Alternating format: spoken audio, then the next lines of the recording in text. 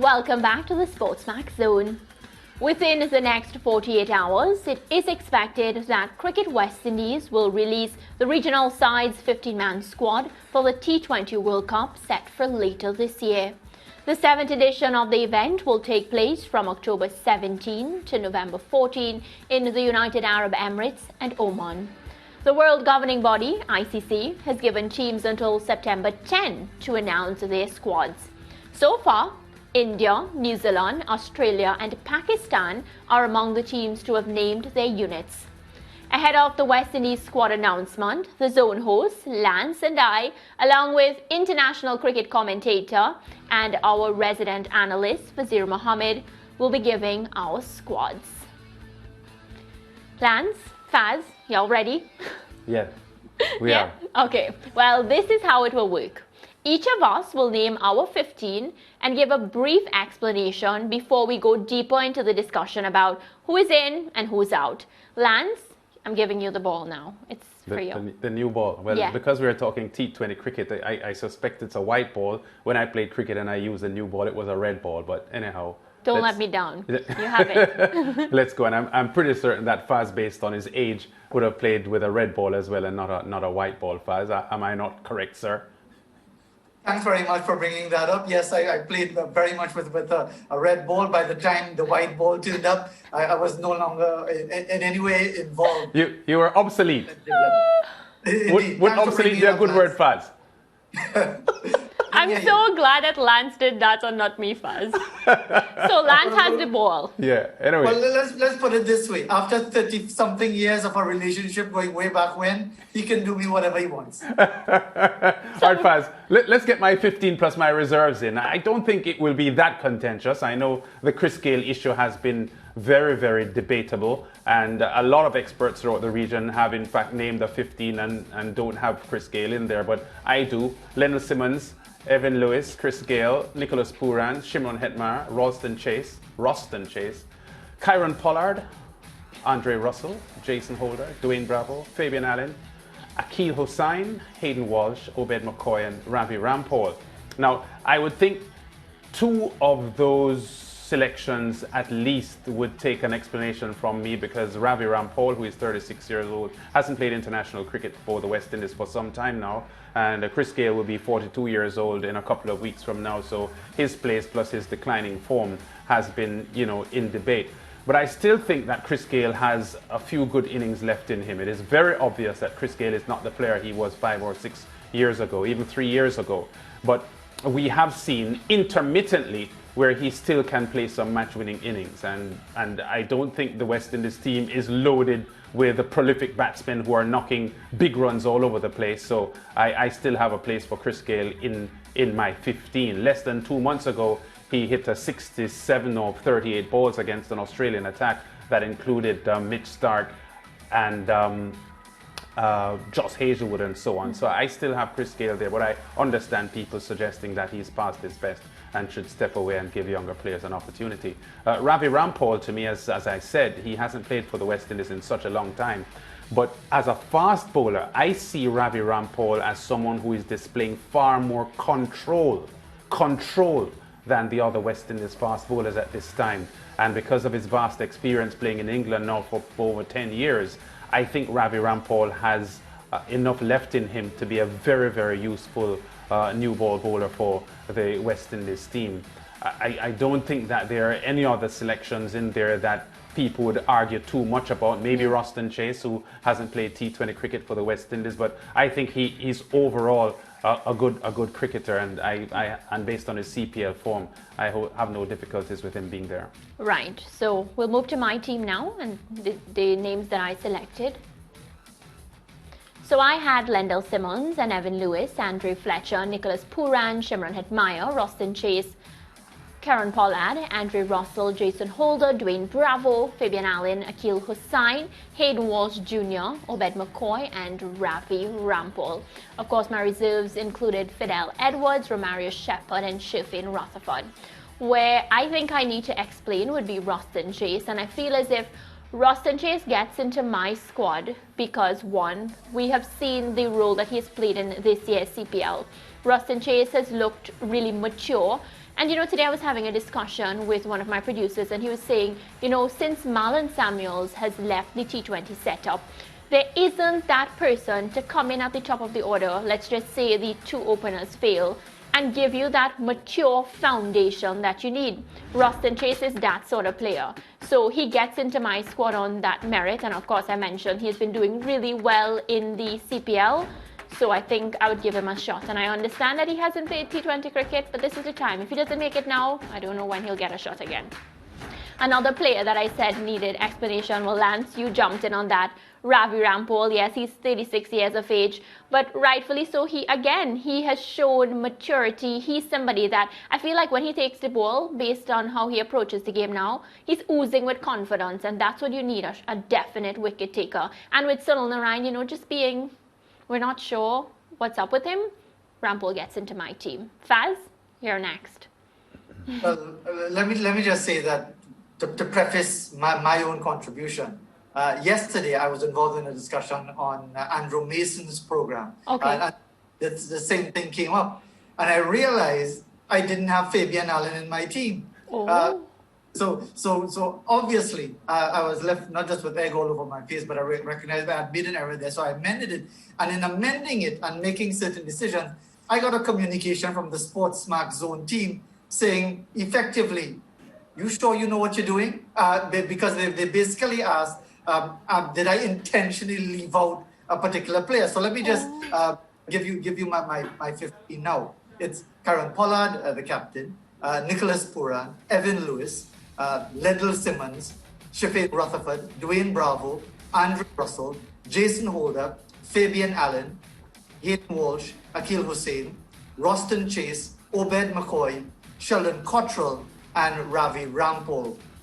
So yes, the player that generated that question as to did I intentionally leave him out was Shimron Hetmyer, and obviously that is something I would have to justify. Yeah. I think that when it came down to for my selection, it was a toss-up between Hetmyer and Shafin Rutherford, and I just think that Rutherford has the hunger right now. And I know it might sound like a really poor justification, but when he was run out a few days ago, his reaction to that this is a young man who desperately wants to perform and wants to deliver at the biggest opportunity. And when it comes to leaving out Chris Gayle, for example, I take Lance's point about his reputation and so on.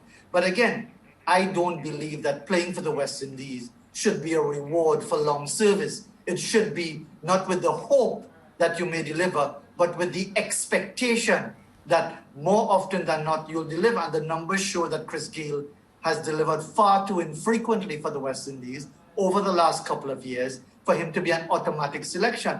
And I know the selectors are probably going to pick him because if you follow all of the narratives around it, that more than likely is going to be picked. But I am being asked to pick my 15. Correct. And therefore Chris Gayle is not in the 15. But other than that, I think everyone else more or less picks himself. The justification for Ravi Rampal, you've already underlined. So that would be my 15. I haven't named 3 reserves, but I suppose my 3 reserves would be the 3 that I had to push out to accommodate. So of Shafin Rutherford, I suppose Hetmyer will be one of my reserves as well. But that's 15. Yeah, and Faz, before even the CPL competition bowled off, there were discussions surrounding whether Chris Gayle should be in the team. A lot of people saying that we don't want to carry somebody, we're not carrying dead weight, as they would say, right? And many people felt as if, but no, Chris Gayle is a sure pick because we know what he can do with the bat and whatnot. And then we said, all right, let's give him the opportunity at the CPL to just remind us again what he's capable of doing, because we know he's going up in age. We know on the field, we can't expect Chris Gayle to be doing all these flipping and catching the ball and all that. So we said, all right, let's see when he gets to bat what he does. Judging from that, I could understand why you left him out. But Lance here is, saying that, all right, let's put him into the team. Yeah. Well, let me just say quickly, though, that Faz mentioned, he didn't think he was an automatic selection. And that's an interesting word he used, because I have picked him, but I didn't consider him an automatic selection. But he's in your team. Yeah, but automatic means that it's a no-brainer. I don't think it's a no-brainer. you would have to think long and hard about putting Chris Gayle in the team, because it is obvious that he's not going to deliver at the same level that you would expect. So I have picked him, but I didn't think he was an automatic pick. There were people months ago who were saying he's an automatic pick. I said, no, let's see what he does in the months leading up. And as I said, he scored a very rapid half century against the Aussies with a solid bowling attack. He didn't play many games so far in the CPL, but he did have a 40-odd. So he has shown to me in the past couple of months that while Chris Gayle isn't the Chris Gayle of the past, he still has some good innings left in him. So, but Lance, to win a World Cup, right? Yeah. Is it that you're going to chance up the fact that, okay, he's not an automatic pick, and that hope that he does what we know he can do? And then the reason that he didn't play in the CPL, was it because of injury? Yeah, he had an ankle injury. And right, he missed several so games, add yeah. all these things into this mixture that you're mixing and talking about automatic. Yeah. Yeah. Yeah, but so all right, I you can't. I understand your rationale, Lance, and but to me, and going by your rationale, yes, too inconsistent at this stage of his career. When you mentioned that half century, but there was hardly anything else, but for a long period of time. So the fact is, and again, it's not about beating up on Chris Gayle. No. It's about of numbers. Yeah. It's about, for me, saying that why would I want to deprive a younger, hungrier, maybe more consistent player, someone who's more than likely to produce the match-winning performance, to, well, okay, this is a tremendous tribute to one of our greatest servants, certainly in the T20 format. Yeah. So I think his test career is often overlooked, but the fact that he wears 333 in T20 competition tells you that he values that 300. He's got two of them. Yeah, so nothing away from Chris Gayle, but I don't think his performances merited selection at all. Yeah, I understand that, and as I said, there's a huge point that could be made about Chris Gayle's consistency and dependability at this stage of his career. But Mariah mentioned something just now about, guaranteed performances, from Chris Gayle that you can't. I want you to tell me, Mariah and Faz, which one of our batsmen you can guarantee performances from, because our batsmen don't present themselves in a way that you can trust good, strong performances from them coming in the tournament. Well, if you say... Name one. We can depend on Karen Pollard most times. Oh, Karen Pollard. I don't think you're right. You're right on that score, Lance. I don't think anyone in the West Indies team is guaranteed to give you a significant contribution every time. Yes. Let's face that. But also, I'm thinking in terms of representing the West Indies. And if I were to be asked to weigh a situation where, for example, we're talking about the West Indies moving forward, we're talking about this World T20, and delivering in this World T20, we're talking about someone delivering not just as a batsman, but in the field as well, maybe with the ball also. And I also acknowledge Gayle's value in bowling because of his vast experience.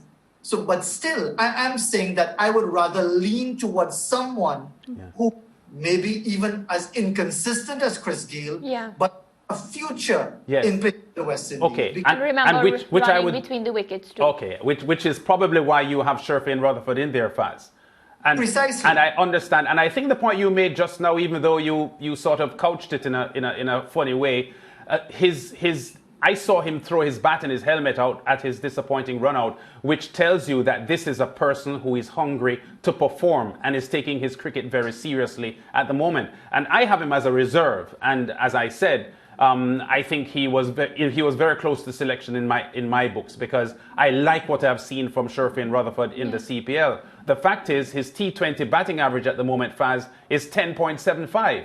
He has played 6 or 7 T20s for the West Indies, and he hasn't been able to do well. It is obvious, having said that though, that this Sherfane Rutherford that we're looking at now is not the Sherfane Rutherford that we saw last year or the year before. So I'll give him that. But he's 23 years old, and he has a career ahead of him, which Chris Gayle does not. And I would leave him out, but with a heavy heart, because I think I like what I've seen from him in recent months. And I think also, Lance, if you would allow me, I think what we need to recognize as well, and I take your point about his low average, that's a very valid observation. I could see that immediately. Yes. But what is more important these days, from my understanding of it, is not so much a player's average, but the strike rate. Because you could have a situation where somebody comes in, faces the last 5 balls of an innings and strikes 3 fours. Yeah. And he makes 12, but it's the strike rate. So the parameters are changing when we talk about measuring the quality of cricketers in the T20 format, because for bowlers as well, it's not necessarily so much the average at which you take wickets, but it's the economy rate. If you can go for 6 or 7 runs and over, you're a fantastic performer. Yeah. So again, it's one of the oddities of T20 cricket where you could say someone averages 14, big deal. But maybe he gets those 14, 15 runs in 5 or 6 deliveries. Yeah, well, his strike rate at the moment is 119.4 in T20 internationals. In T20s overall, 138. So you're right, and that's ordinary. 119 is a very ordinary strike rate. Yeah. But as I said, my leaning towards the Sheffield Rutherford at the expense of both the Shimron Atmaya to a lesser extent, but Chris Gayle to the greater extent, is that I'd like to see players be given an opportunity when they have that hunger to play for the West Indies. Not that Gayle doesn't have it, but he's had more than enough opportunities already. Yeah, understand. I totally get what Faz is saying. Yeah, I get Faz's point as well. I think it is a very worthy debate. As I said, me putting Chris Gayle in my team, it didn't feel automatic to me. I thought long and hard over it, because Chris Gayle may go to the... It's always going to be a situation where, and I mean, the selectors will have the final say, and then I'm sure there's going to be a lot of reaction to it. Because and I feel like he'll be in. I genuinely... Yeah, Polly wants him. I think Pollard has made it clear that he wants Chris Gayle there, and Polly has shown himself to be a very strong captain, so I think from a selection perspective, I think what Polly wants, he's likely to get. So I think that Chris Gayle is going to be in. They look at the 40-odd he scored in the CPL last week, and the 60-odd, as I said, against the Aussies less than 2 months ago, and they'll say, see, he still has a few good innings left. And the respect that he commands, they'll say that, Chris Gayle himself, just standing up against somebody bowling, will create some sort of intimidation, and they'll just let him. And if you'll recall, was it a couple months ago that we talked about the reaction when he got that 60-odd and said, well, look, you could put him on the plane already. Yes, you said so fast, yeah. Precisely, because I know he's going to be selected, just simply because of the way everybody has reacted. But do I feel he should be selected? No. It's about a personal opinion, and that's where it makes it such an interesting and dynamic discussion, especially when you're talking about a place like the Caribbean, when a Trini says a veteran Jamaican should be left out. The first thing people want to say, oh, he hates Jamaicans, and it's Trinis wanting to dominate. But that's all part of the dialogue. That's what you get in a place like this. I'm trying to remember, you had Roston Chase in your 15 Faz, did you? Yes, I did. And Roston Chase, to me, I think of as someone who is that versatile type of cricketer. I'm impressed to see how he's performed in the CPL, because his numbers tell me that he wants to play T20 cricket. Yeah. To make a mark. And I think it's so important that we recognize that playing for the West Indies is not a right, it's a privilege. Yeah. And people must understand that. Nobody's entitled to play for the West Indies. Well, gentlemen, we have to run because our producer is saying we're up on a break. So we'll have to pick up this discussion another time. All right, Faz. It's so good, though. Yeah. Still to come on the SportsMax Zone, we recap the first one-day international between the West Indies and South Africa women. We talk CPL cricket, plus it's Wednesday, so we also have Just the Facts coming up.